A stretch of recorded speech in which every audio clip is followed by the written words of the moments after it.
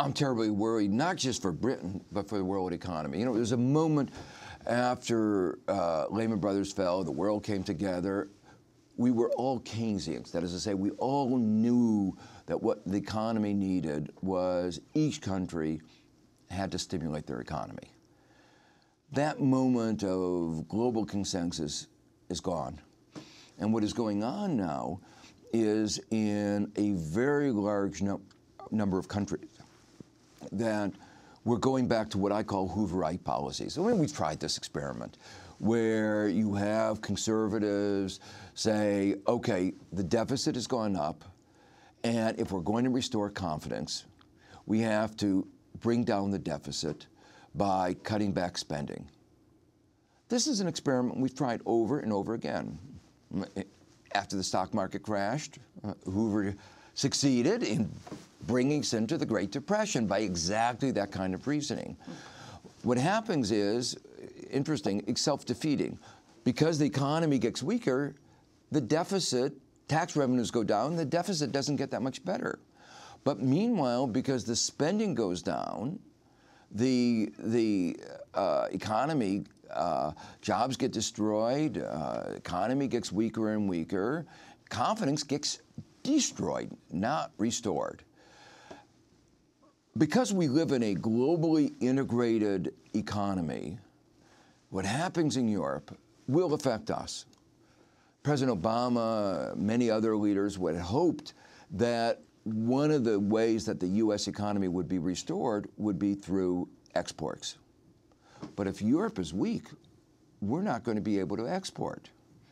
This is a question we just got submitted to our Facebook page from Stevie Hawkins in Atlanta, Georgia. Some people on the right are labeling the French uprising as the dangers of socialism. What would you say to them? No, what they're asking is we need social protection. You know, workers individually can't control the economic environment. You know, in the old economy, agriculture economy, you could work your field. You were still buffeted by vagaries in weather, international prices, but you could always get a job because you could work your own field. But in a modern economy, if firms are firing, you have no choice. You know, there are very limited opportunities that the individual has. So it is the responsibility of the state, of the government, to maintain the economy at full employment. And we recognize that in the Full Employment Act of 1946. Unfortunately, we are not living up to the commitment we made in 1946 to maintain the economy at full employment. We have, as I said, 1 out of 6 workers who are unemployed. Increasingly, a large number are unemployed now for over 6 months. Joe Stiglitz, we just have time for one question, last question, which is about China raising its interest rates for the first time in nearly 3 years, coming a day after the Treasury Secretary vowed not to devalue the dollar to boost the economy. Explain the significance of this. Well, the one source of strength in the global economy has been the emerging markets, and they've been doing very, very well. The problem is that the Federal Reserve has been letting forth a flood of liquidity in the hope that it would reignite the American economy. But the administration and Federal Reserve did not fix the banking system, did not deal with the mortgage problem that we were talking about before. So the money isn't going into the American economy. Lending is actually below what it was in 2007. In a globalized economy, the money is looking for the best place to go. And where is it finding it? In the emerging markets.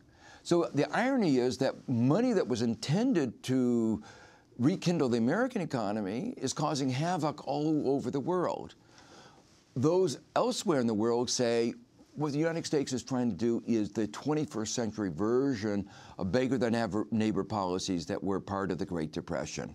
You strengthen yourself by hurting the others. You can't do protectionism in the old version of raising tariffs, but what you can do is lower your exchange rate.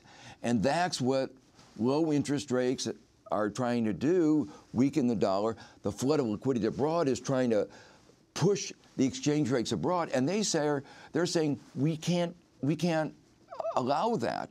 And 30 seconds, China in particular?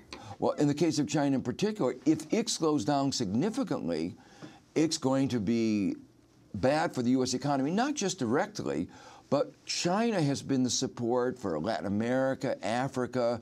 China has become the real engine of global economic growth. If it slows, Africa, Latin America slows, and that means American markets all over the world are going to have difficulties. We're going to leave it there. Joseph Stiglitz, winner of the Nobel Prize in Economics. His book, Freefall, is just out in paperback, America, Free Markets, and the Sinking of the World Economy. This is Democracy Now!, democracynow.org, The War and Peace Report. When we come back, NAACP has a new report out called Tea Party Nationalism. Stay with us.